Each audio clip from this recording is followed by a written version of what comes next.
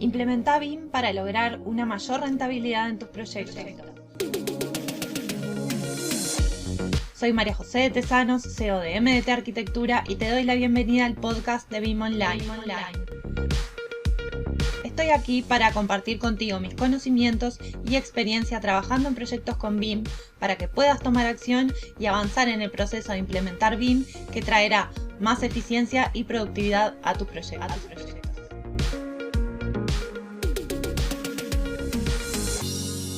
Hola a todos, bienvenidos.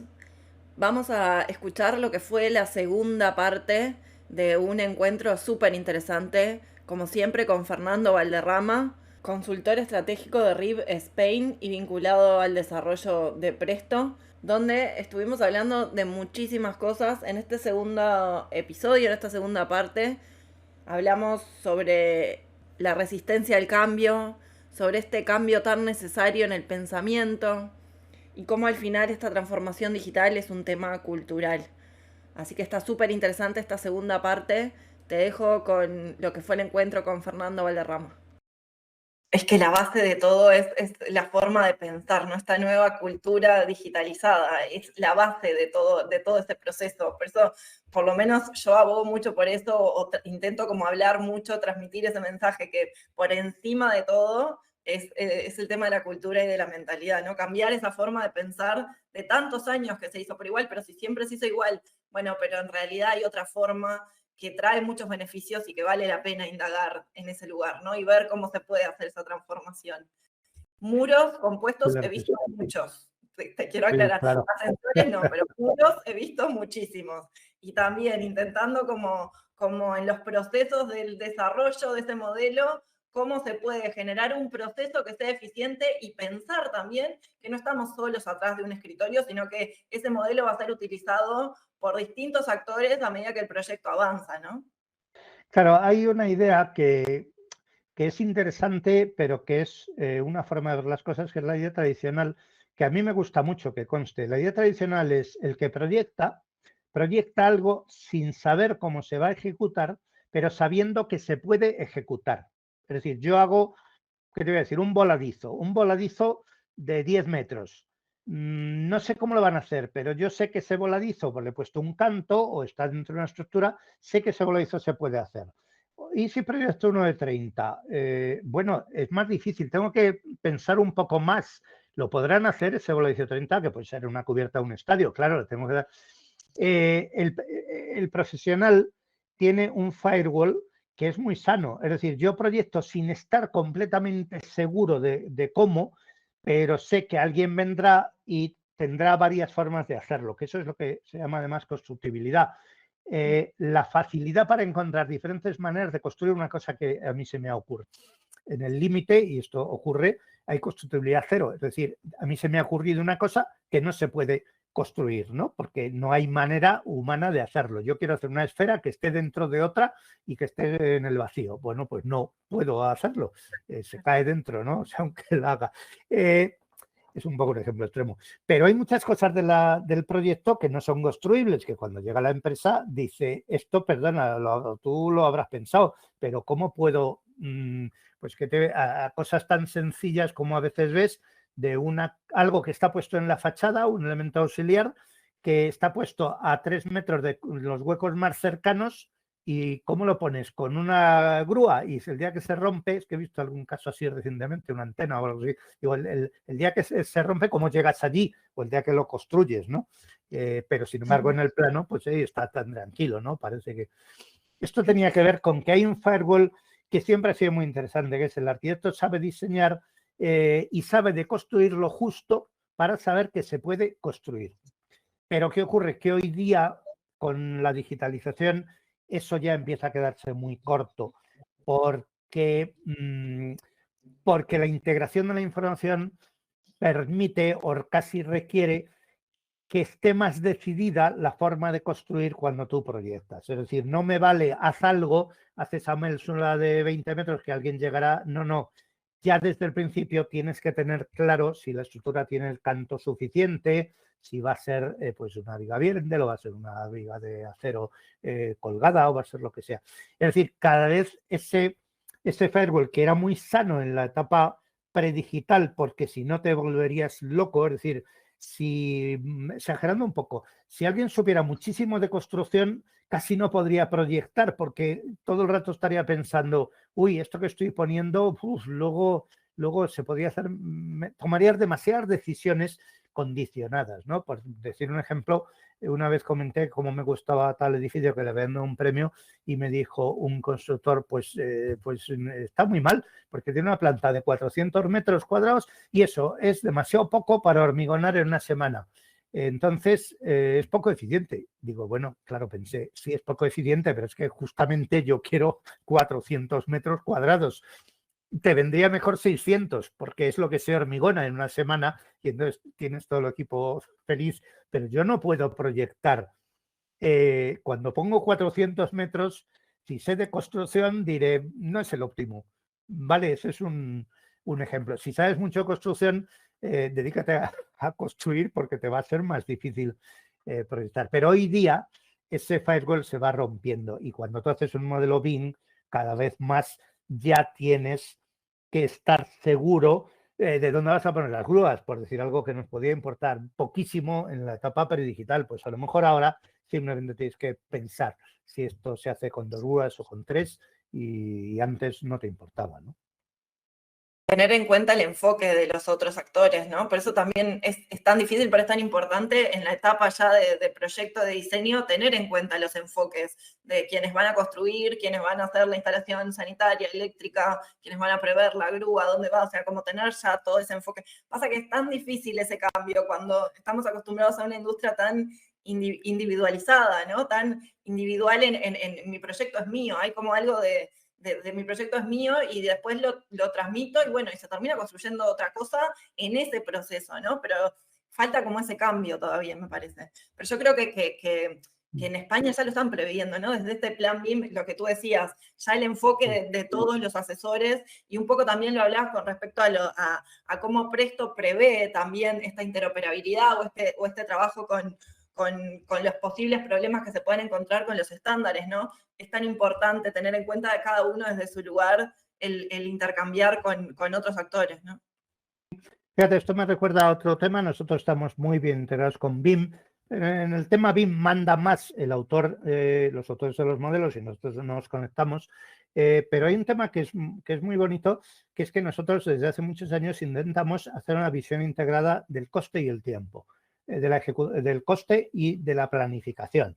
Desde la idea de que todo elemento que está en el edificio tiene un coste y hay que ponerlo allí en algún momento dado. Es decir, por decirlo en términos un poco técnicos, la estructura de la EDT, la estructura de segregación de tareas de costes, debería ser muy parecida a la de tiempos, a la de ejecución. Es cierto, y no quiero ser en eso trivial, que hay muchas más actividades de ejecución que objetos con precio. Es decir, en el edificio tiene precio todo aquello que se pone en general, pero hay muchos procesos que hay que hacer y no tienen precio, empezando por los permisos, las licencias, las compras, las autorizaciones, los ensayos, la calidad y muchas actividades de ejecución que no van destinadas a dejar algo terminado porque necesitas varias partes, ¿no? Como el objeto puede ser el hormigón, el concreto armado, eso es un objeto, pero necesita 4 procesos o 5. Necesita un encofrado, un armado, un hormigonado, un fraguado y un desencofrado y tal, ¿no? O sea, no soy ingenuo en eso. Sin embargo, Opresión por eso hicimos una visión integrada del presupuesto con una planificación en la cual cada elemento tenía una contrapartida en una o más actividades, no en una solo, que no funcionaría, pero también una actividad podía reunir varios objetos del presupuesto, porque tampoco vamos a programar cómo se instala cada grifo o cada aparato sanitario. Eso no es así, sino que todo eso se agrupa por viviendas, por ejemplo. Fontanería o plomería de la vivienda 2 o de la planta 3, ¿no? Bueno, hicimos eso y el resultado tecnológicamente es muy bueno, realmente funciona y se nota mucho cuando trabajas con BIM, porque eso es necesario, no podrías hacer un 4D si no tienes eso. Sin embargo, ¿qué nos ocurre? que los profesionales del coste y los de la planificación son distintos y no se hablan. Simplificando un poco, son dos mundos. Y el de la planificación parte de cero. El presupuesto a lo mejor ni lo mira los planos, porque le interesan otras cosas y tal.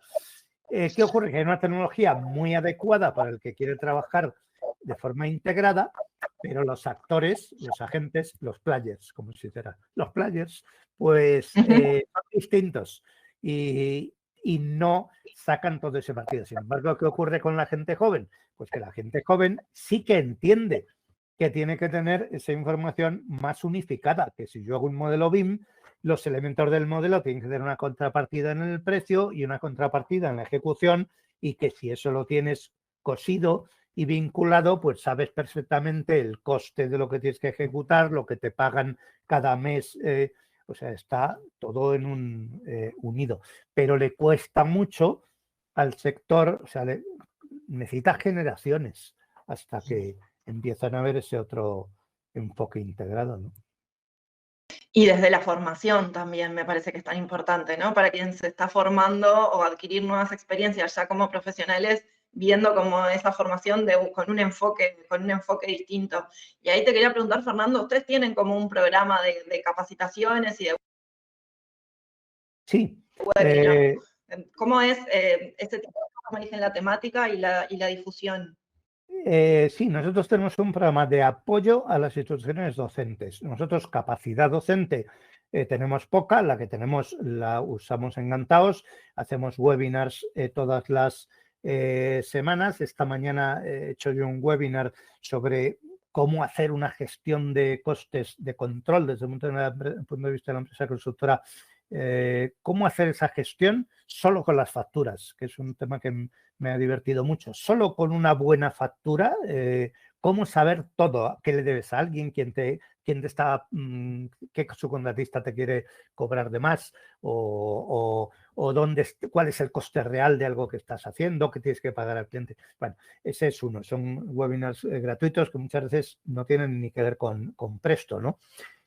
Hacemos muchas actividades de ese estilo, pero nuestra capacidad docente se acaba ahí. Lo que hacemos es apoyar a todas aquellas entidades de formación, que son muchísimas, que quieren utilizar licencias de nuestros programas con los alumnos. Entonces, ese programa es un programa abierto, sin coste, que se llama Te presto un presto, y que pasa por la gestión del ente de formación. Es decir, no es directo con el que lo pide, el alumno que lo pide, sino que la entidad de formación tiene que establecer un protocolo muy sencillo en el cual básicamente hay que nombrar un responsable, una persona que gestiona, y decirnos en qué programa docente se utiliza la formación, que puede ser de grado, puede ser de posgrado, puede ser una academia, y decir, bueno, pues es dentro de este curso y tal.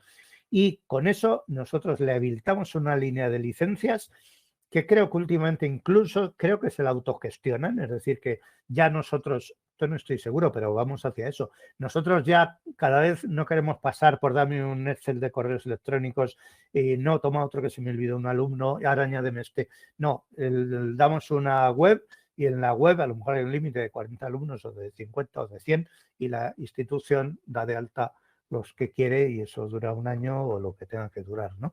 Y el número de licencias de formación es amazing, como diría Ter, la influencer. Amazing. O sea, a lo mejor tenemos, no sé, 3 o 4 mil alumnos en este momento utilizando licencias de formación. Interesante. Después voy a dejar en las notas del episodio entonces todo el enlace para quien quiera acceder a esos webinars gratuitos. Súper interesante. Y te quería preguntar, Fernando, un poco la presencia de Presto en Latinoamérica. Vi un artículo hace poco que estuvieron presentes en el aeropuerto de Chinchero, en Perú, en lo que fue el desarrollo del proyecto. ¿Cómo fue esa experiencia? Bueno, ahí tenemos un colaborador extraordinario que es Jorge Guzmán, de Chile, que es un entusiasta de Presto, pero es un entusiasta práctico. Es decir, él lo utiliza, él se ha montado todo un sistema de gestión de costes que él muchas veces nos llama y él mismo dice que está asombrado de lo que puede llegar a hacer con Presto. Entonces, en el aeropuerto de Chinchero, él consiguió pues llevar un poco la gestión de los costes. Es un proyecto muy bonito, también es un proyecto polémico, Bueno, pues ese es otro tema, ¿no?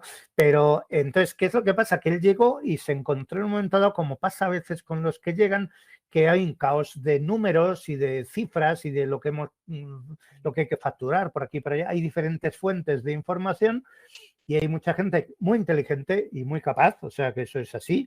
Hay empresas, por supuesto, peruanas, empresas coreanas y empresas de todas partes, pero que hay una variedad de fuentes de información. Entonces Jorge llegó allí y dijo, oye, vamos a centralizar esto, dejarme que yo lo hago, y se encontró con llegar a tener esa información de forma coherente, sencilla, accesible a todos y que daba resultados pues muy fáciles de obtener de dónde estamos, dónde tenemos que estar y tal, ¿no? Accesible a todos. Él se quedó muy contento y lo ha estado difundiendo por ahí. Pero esas experiencias pues nos alegra mucho tenerlas en otros sitios donde casi ni nos enteramos, porque cuando no hay problemas no te enteras de nada, pero la experiencia es la misma del Estadio Bernabéu, del Real Madrid. O sea, la parte de costes pasaba toda por Presto y bueno, pues allí había 2 o 3 personas que manejaban Presto y que lo enlazaban con Revit y ya está, y nos enteramos porque conocemos a la gente, pero no porque sea un proyecto que requiere un apoyo especial. O sea, son experiencias muy, muy bonitas, de las que, ya digo, nos enteramos cuando hay alguien que nos lo cuenta, pero pues Claro. están muy bien. Sí, sí, súper interesante, ¿no? Esto de generar una base de datos ordenada, al final como obligó un poco a eso, ¿no? Generar esa base de datos ordenada para poder seguir adelante con el Sí, proceso. sí. Sí, con el acuerdo de todos. Es decir, no estoy aquí como un policía para controlar, sino como un servicio que doy. Me estoy inventando mucho porque Jorge me ha contado cosas, pero no con tanto detalle. Pero por lo que me dijo es, aquí están los datos y están al servicio de todos. Es decir, no es una cosa que yo tengo para controlar, es una herramienta que está para facilitar. Y eso es como debe ser, que la gente vea el software y la tecnología como algo que ayuda y no como un policía que te va a detectar el fallito que has tenido y tal, ¿no? Es la idea por ahí. Siempre termina pasando un poco eso es necesario como una auditoría o como establecer un orden a partir de determinada información que existe, pero eso muchas veces deja expuesto en cierta forma a quien lo generó, ¿no? Y hay como una resistencia en eso que es lógico también, de no quedar expuesto, pero bueno, a veces es necesario también mostrar para poder generar un orden en torno a eso, ¿no? Y cómo la gestión de costos en definitiva, aporta al BIM en ese sentido, ¿no? Claro, hay que crear, y eso es una tarea de los responsables, hay que crear un ambiente, vamos a decir, de respeto y tolerancia. Es decir, por el hecho de que aparezca que se te ha olvidado tal cosa o que te equivocaste en un coste, no te voy a crucificar. Es decir, no estoy esperando a que surja un dato para decir, ajá, te equivocaste. Y eso es una tarea de la dirección. Si utiliza el BIM para hacer eso, pues estamos perdidos, no le funcionará porque la gente seguirá haciendo un poco, ocultando información.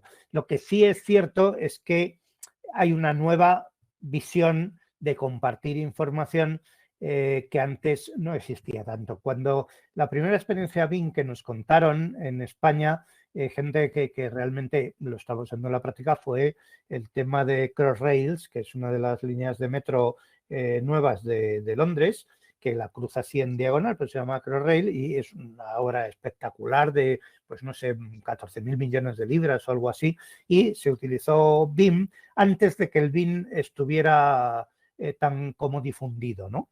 Y entonces vinieron a contárnoslo y nos contaron cosas muy interesantes y entre otras muchas, una de ellas es que tuvieron que montar un ente de formación, porque allí la gente no sabía de lo que tenía que hacer, ¿no? Siempre habían trabajado por separado. Y ese ente de formación es el que se llamó BIM Academy, es decir, el famoso BIM Academy se origina en Crossrail. Y la gente que lo montó decía que hacían el 80% de su formación era coaching. No era manejar un programa informático, toco aquí, toco allá, exporto con IFC. No, era coaching. Es decir, decirles a los jefes de obra, mira, estamos en la misma obra que el director de proyecto, que el director de mantenimiento, que la persona que va a operar el metro, que está aquí, que los usuarios, y por lo tanto, cuando tú haces algo, tienes que acordarte de los demás, pensar tal. Y también eso a los proyectistas, lo que decíamos antes, tienes que saber que esto, tú pintas un agujero largo, que es lo que es el túnel de metro, pero esto hay que construirlo, no es como tú quieres. Hay que meter una tuneladora de 1 kilómetro de largo, ¿no? Y eso afecta al tráfico y a la gente. Entonces, coaching, esa es la formación que hacían. ¿Por qué? Porque lo que cambia es esa voluntad de colaborar, pero claro, el coaching es de arriba abajo y de abajo arriba. No puedes exigirle a la gente que ponga todos sus datos en una plataforma para ir allí y decir, te has retrasado 2 días, ahora te penalizo. No, yo lo que quiero es mirar que te has retrasado 2 días para ver cómo podemos ayudarte a cambiarlo, ¿no? Bueno, pues la digitalización, al permitir que la información circule, porque si no circula, es digital, pero no es nada. O sea, digital es una cámara de fotos, ¿no? Un fax es digital, Excel es digital, AutoCAD es digital. O sea, por eso cuando se habla de digitalización digo, no, si eso ya está conseguido. Lo que no está conseguido es la informatización o algo así. Es decir, que la información circule y pase de un sitio a otro y todos lo puedan entender. Y eso incluye que yo la pongo, pero tú la lees y no estás allí mirando a ver en qué he fallado, ¿no? Yo creo totalmente esto que decías del coaching, ¿no? En realidad pensaba el otro día, porque estamos ayudando a un estudio de arquitectura a implementar BIM, y lo primero fue muy difícil como correrlos del lugar de, bueno, ¿cuándo empezamos con el software?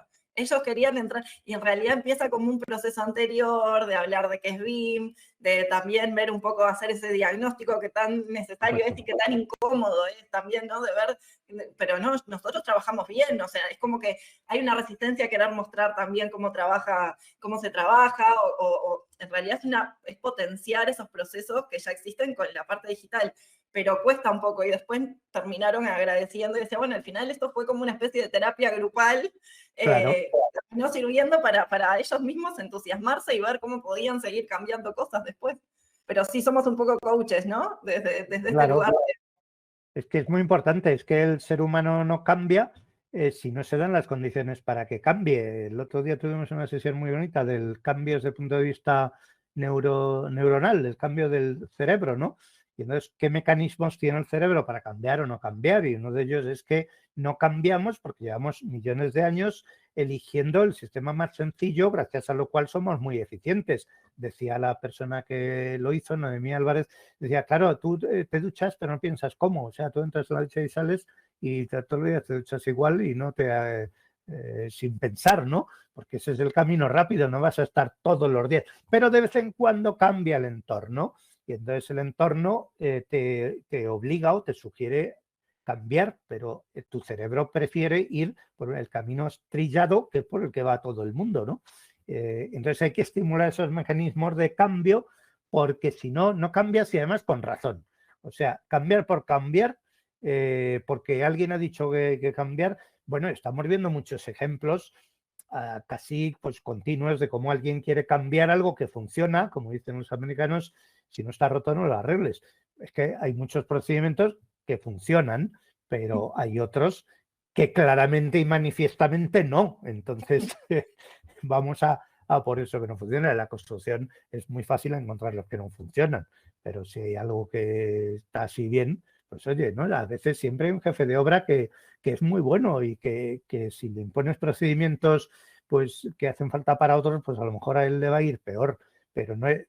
Bueno, pues a lo mejor ese jefe de obra le puedes dejar ahí que siga haciendo sus cosas porque tiene la obra en la cabeza, porque es súper honesto, porque se anticipa a los problemas, pero claro, eso no es transmisible. Es decir, hay uno que es así, pero no podemos esperar que todos sean así, por eso hay que establecer mecanismos formales, ¿no? Siempre es, la tecnología es una base para empezar a hablar, pero al final... expone muchísimas otras cosas de base, claro, de procesos, de de forma de trabajo, pero al final si siempre se hizo así, ¿no? Esa es un poco la resistencia a ese cambio. Si siempre se hizo así, ¿por qué se va a hacer distinto? Claro, eso, a mí, yo es que soy enamorado del cambio y al mismo tiempo de tener criterios fuertes, que son dos cosas compatibles. Es decir, cambiar todo lo que haga falta, pero no más allá de lo que hace falta. Entonces, yo la frase siempre se hizo así no me gusta nada porque digo, siempre se hizo así, pero hoy no es siempre.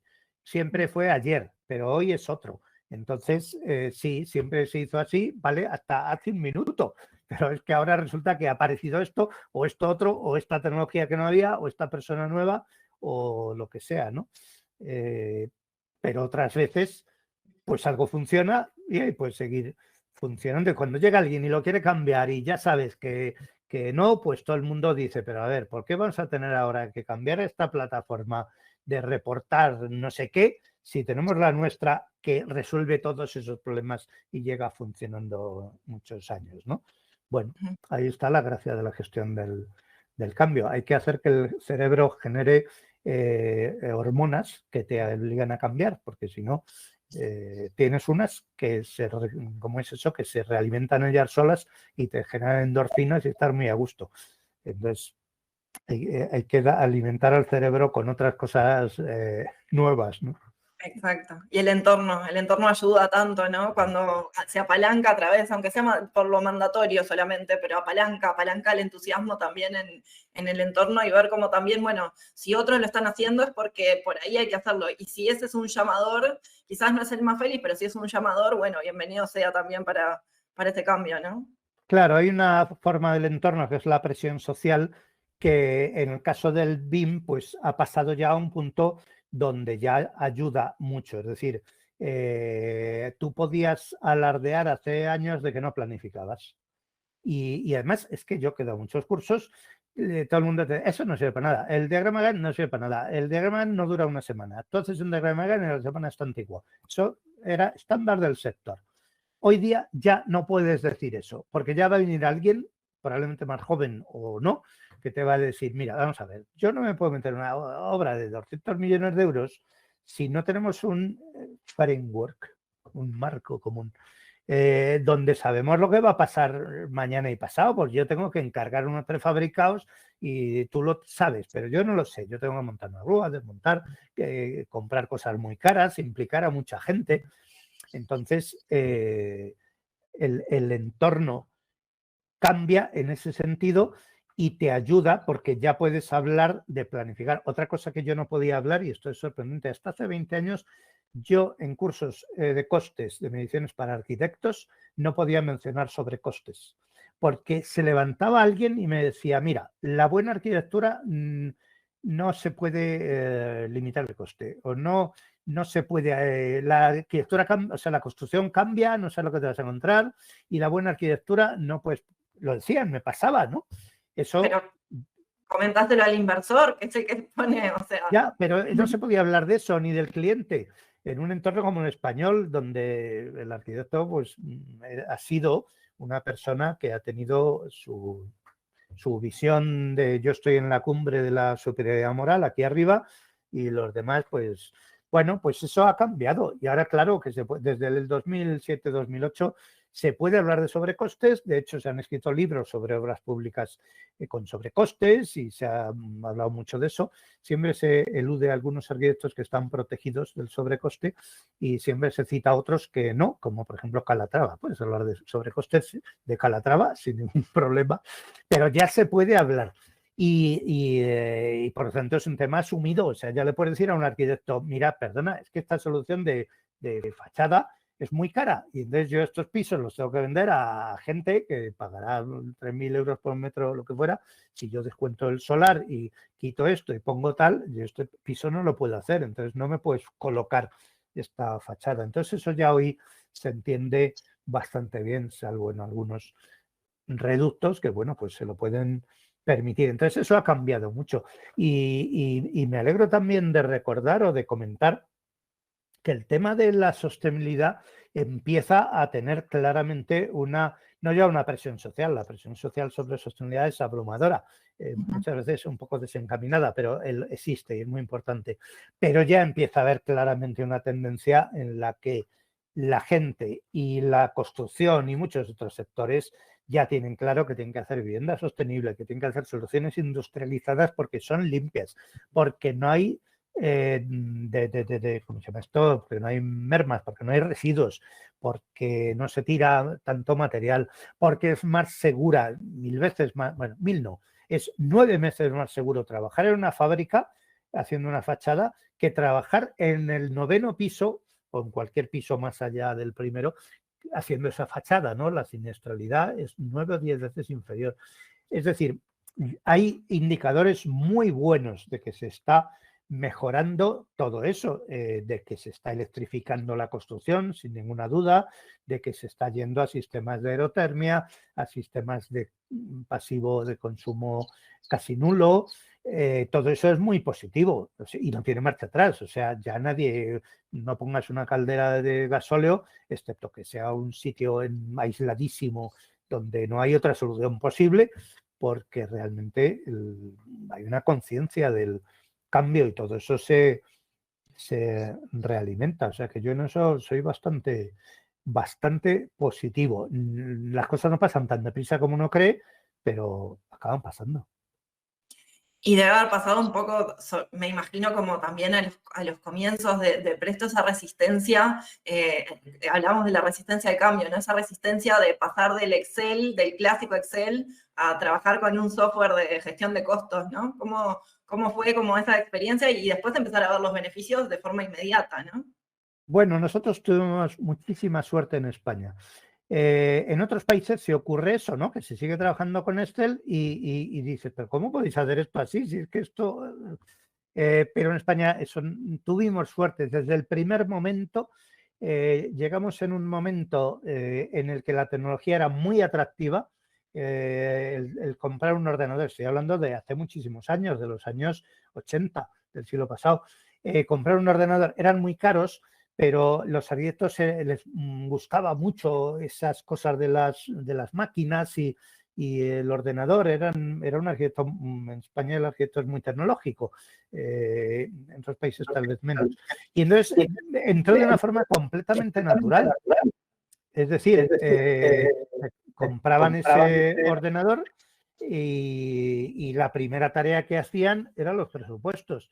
También los cálculos de estructuras y también las instalaciones, pero entonces no existía el CAD ni el BIM, ni eran asequibles, no había esas pantallas gráficas y nunca encontramos esa resistencia del Excel. Es decir, todo aquel que podía comprarse un Presto u otros programas que había en la época, se lo compraba y el reducto del Excel quedaba como verdaderos reductos que se notaba mucho que era gente que quería tener su pequeño tesoro y que no quería compartir, ¿no? Porque tenía una tecnología allí en su hojita de cálculo, pero eso en España no lo hemos notado nunca. A nadie se le ocurre decir yo es que estoy más a gusto con mi Excel. Suena raro, ¿no? Suena vale, sí, tú no compartes información, de acuerdo, te lo toleran en la empresa, vale, pero es un caso raro. En otros países sí que nos encontramos mucho el Excel porque no han tenido no hemos tenido esa evolución y bueno, pues es un entorno muy favorable a nosotros. Es decir,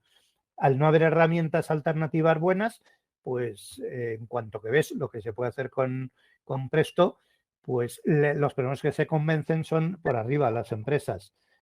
Excelente. Bueno, Fernando, muchísimas gracias. Vamos, más de una hora de vuelta, vamos a tener dos episodios. Así tienes donde cortar. Porque hemos estado rato hablando nos fuimos de vuelta por las ramas, quedan preguntas para el próximo encuentro, hablamos de inteligencia artificial, o sea, nos fuimos de tema, pero siempre es un gusto enorme. Así que muchísimas gracias por este encuentro nuevamente y bueno, esperamos próximamente tenerte por acá en el podcast. Bien, pues muchísimas gracias, María José, que os vaya muy bien. Y hasta aquí el episodio de hoy. No te olvides de suscribirte para recibir más contenido de BIM. Te espero en el próximo episodio con más proyectos, más experiencias compartidas y mucho más BIM Online.